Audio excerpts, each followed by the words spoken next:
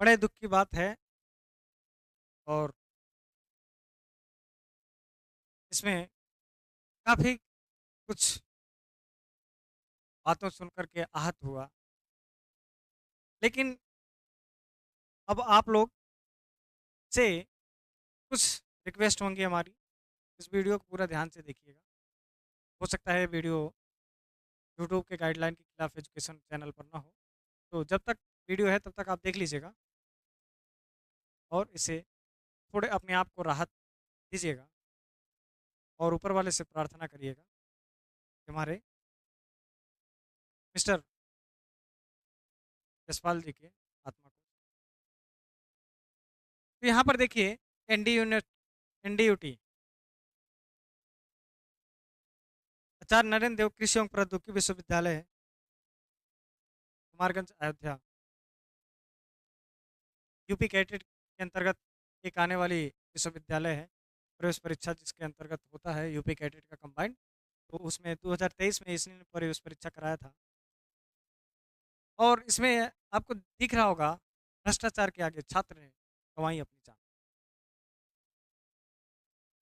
कि शिक्षा के क्षेत्र में किसान पुत्रों पर प्रत्येक दिन घोर अत्याचार हो रहा है, और खासकर एग्रीकल्चर वाले क्षेत्रों, एग्रीकल्चर के जितने भी क्षेत्र में छात्र पढ़ रहे हैं अपने, सभी को कहीं न कहीं कुछ न कुछ ज़्यादा दिक्कतों का सामना करना पड़ रहा है। According to faculty, according to teaching, according to भी अन्य अदर रिसोर्सेज कि यूपी कैडेट में एक तो फीस भी ज़्यादा है, कभी-कभी छात्रवृत्ति भी नहीं आती है, और हम सभी किसान के बेटे हैं, एग्रीकल्चर वाले छात्र। और जबकि एग्रीकल्चर जो हमारा सब्जेक्ट है, उसको बहुत निम्न स्तर से देखा जाता है, उच्च स्तर से नहीं देखा। जबकि अगर जैसा कि हम मैक्सिमम यूज़ करते हैं quotation, no culture without agriculture, क्या कृषि के बिना जीवन संभव है? नहीं। आप डॉक्टर के बिना रह सकते हैं, इंजीनियर के बिना रह सकते हैं, लेकिन कृषि के बिना या किसान के बिना नहीं रह सकते। भारत को इसी के लिए कृषि प्रधान देश का दर्जा मिला हुआ है। तो इस समय काफ़ी मोमेंट ऐसे हैं जो दुःख देने वाली हैं। यहाँ पर देखिए कृषि विश्वविद्यालय छात्र का फांसी पर लटका मिला शव, आत्महत्या मानकर चल रही पुलिस। अब क्या रीज़न है, क्या कारण है, पूरा ये न्यूज़ में आप लोग पढ़िएगा, ठीक है? न्यूज़ हमने हालाँकि स्टेटस पे डाल दिया था, और ये सारी तस्वीरें हैं। कहाँ पर कहाँ की तस्वीरें हैं ये? मिल्कीपुर अयोध्या, सुनील तिवारी कंट्रोल इंडिया, आचार्य नरेंद्र देव कृषि पढ़ने की इच्छा हमारी नहीं। ये रहा आपका हॉस्टल, सरयू हॉस्टल। अभी हम कुछ दिन पहले काउंसलिंग में गए थे वहाँ पर, और सबसे मिले भी थे, इनसे भी मिले थे। बातचीत हुई, काफ़ी ढेर सारे एंट्रेंस में पूछा इन्होंने कि सर कैसे-कैसे क्या होगा? बातचीत हुई थी, प्रवेश परीक्षा निकल गया आराम से। एमएससी एग्रोनॉमी विषय इनको एनडीयूटी में दाखिला हो गया था। तो बने रहिए, जुड़े रहिए। अब सभी छात्र यहाँ पर प्रदर्शन दे रहे हैं, धरना दे रहे हैं कि इनको कुछ या इनके परिप्रेक्ष्य में न्याय मिले, कि आखिर हुआ तो हुआ कैसे? क्या हुआ? कुछ जगहों पर कारण आपका बताया जा रहा है कि आचार्य नरेंद्र देव कृषि एवं प्रौद्योगिकी विश्वविद्यालय कुमारगंज अयोध्या में हुई आत्मघाती घटना की खबर एक स्नातकोत्तर छात्र जिसका नाम यशपाल यादव बरेली का निवासी डॉक्टर विशुदानंद इनके एडवाइजर थे। इन्हीं के तहत ये एमएससी एजी के अंतर्गत एमएससी एग्रोनॉमी की डिग्री प्राप्त कर रहे थे। एडवाइज़र ने यशपाल पर अपनी थीसिस दोबारा जमा करने की दबाव डाला। जब आप एमएससी में जाएँगे तो रिसर्च होती है, एक थीसिस बनती है, पूरी बुक बाइंडिंग होती है, ठीक? तब जा कर के आपको डिग्री मिलती है। उसमें काफ़ी ढेर सारे आपको लैब से डाटा कलेक्ट करना पड़ता है, फील्ड से डाटा कलेक्ट करना पड़ता है, फिर और उसको एनालिसिस करना पड़ता है, फिर फाइनल एनालाइज़ कराना पड़ता है, फिर उसमें ढेर सारे उसमें कार्यक्रम होते हैं। तो इस पर आपको सलाहकार ने पूरी थीसिस पहले खारिज कर दी थी। फिर उसके बाद डिग्री पूरे होने के जब नो ड्यूज़ होता है, डिग्री उसके 1 दिन पहले पूर्ण होने के कुछ समय पहले सलाहकार ने पूरी थीसिस खारिज कर देता है। इसके चलते यशपाल ने अपने कमरे में फांसी लगा।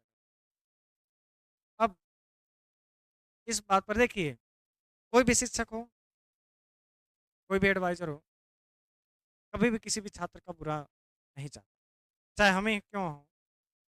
हम आप लोगों को कुछ भी आपको पूछना होता है, हम बोल देते हैं, डाँट देते हैं, समझा देते हैं। लेकिन अब उस बात को लेकर के अपने कमरे में फांसी लगा ली। इस प्रकार से अब ये पूरी खबर क्या है, ये पूरी क्लियर कर रही है अब यूनिवर्सिटी प्रशासन। उस उस यूनिवर्सिटी के छात्र यूनिवर्सिटी शासन के खिलाफ प्रदर्शन कर रहे हैं। लेकिन यूनिवर्सिटी की ओर से प्रतिक्रिया करते हुए उनको जो ये डॉक्टर विशुद्धानंद हैं, इनको सस्पेंड कर दिया गया। लेकिन यहाँ पर कुछ कारण ये भी है, जो यहाँ पर लिखित में पाया जा रहा है, न्यूज़पेपर में भी दिया जा रहा है, लेकिन न्यूज़पेपर में आप देखेंगे ध्यान से, तो इसमें पूरी संपूर्ण जानकारी दे रहा है कि मतलब ये पूरी अपनी पढ़ाई कर रहे थे, वहीं से बीएससी एजी इन्होंने किया, वहीं पर एमएससी एजी इन्होंने भी किया, ठीक? लेकिन अब यहाँ पर ये एनडीयूटी जो है यूनिवर्सिटी, काफ़ी करप्टेड है, काफ़ी ज़्यादा मैक्सिमम अ, देखा वहाँ पर करप्शन की संख्या में उत्तर प्रदेश का नंबर 1 यूनिवर्सिटी है। मैं पूरी दावे के साथ, क्योंकि पिछले वर्षों में छात्रवृत्ति नहीं आ रही है।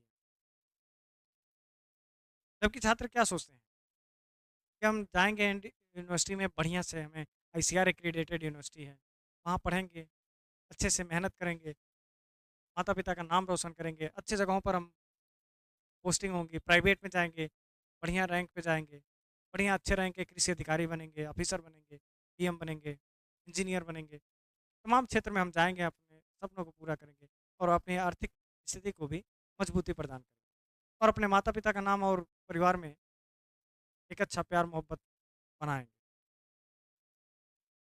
उसी के लिए यूनिवर्सिटी सभी लोग जाते हैं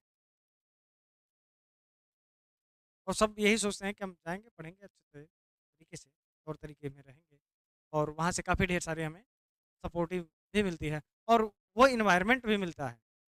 लेकिन इस प्रकार का कदम उठाना क्या आप सही है या नहीं? ये आप लोग कमेंट करके बताइए। आत्महत्या करना क्या ज़िंदगी का अंतिम निष्कर्ष है?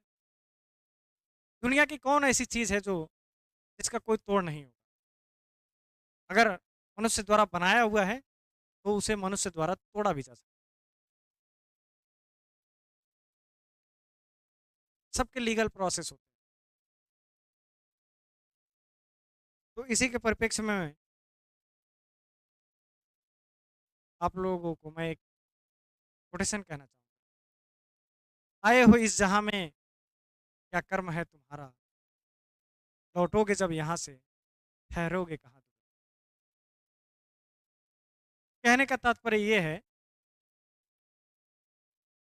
कि परमात्मा के असीम कृपा से आप इस पृथ्वी पर जन्म लिए और ये मनुष्य रूपी आपको जन्म मिला है। कितने सौभाग्यशाली हैं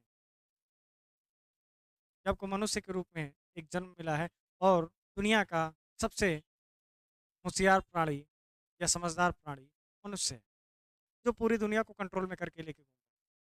टेक्नोलॉजी को डेवलप कर रहा है। आप छोटे रहते हैं, माता-पिता आपको पाल-पोस करके बड़ा करते हैं। फिर उसके बाद पाल पोस के बड़ा करके पढ़ा लिखा देते हैं कि हमारा बेटा इंजीनियर बनेगा, आईएएस बनेगा, पीसीएस बनेगा, डीएम बनेगा, कलेक्टर बनेगा, राजा बनेगा और हमारे बुढ़ापे का सहारा बनेगा। अब इनके बुढ़ापे का सहारा तो छिन गया इनके माता-पिता का। इनके माता-पिता पे क्या गुज़र रही होगी, जिसका नौजवान बेटा इस प्रकार से पाया जाए, इस परिस्थिति में पाया जाए, क्या गुज़रेगी? थोड़ा-सा विचार करिए।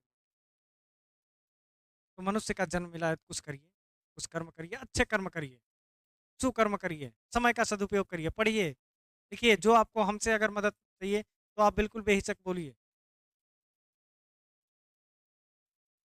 हमारे साथी 2018-19 की बात है, छात्रवृत्ति आई थी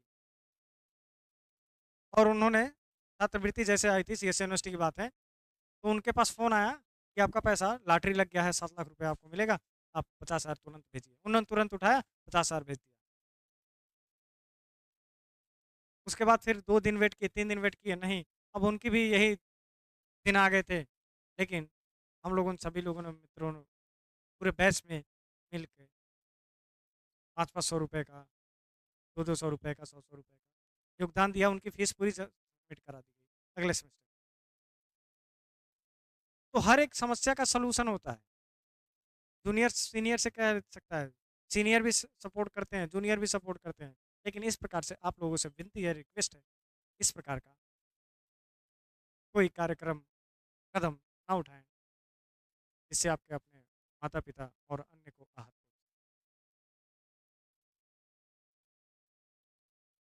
तो जब आपके माता-पिता आपको पढ़ा देते हैं, लिखा देते हैं कि बुढ़ापे का सहारा बने, उसके बाद फिर आप भी आज आप किसी के बुढ़ापे का सहारा बनेंगे, फिर आपका भी बच्चा आपके बुढ़ापे का सहारा बनेगा। यही तो जीवन चक्र है। यही तो मोह माया, प्रीत, प्यार, नम्रता आपके पारिवारिक संबंध को बनाए रखता है। तो इसलिए ऐसा इस प्रकार से कदम ना उठाएँ। इसमें क्या राज है, पूरी कमेटी जाँच कर रही है। जाँच करने के बाद आपके समक्ष निष्कर्ष आएगा और बस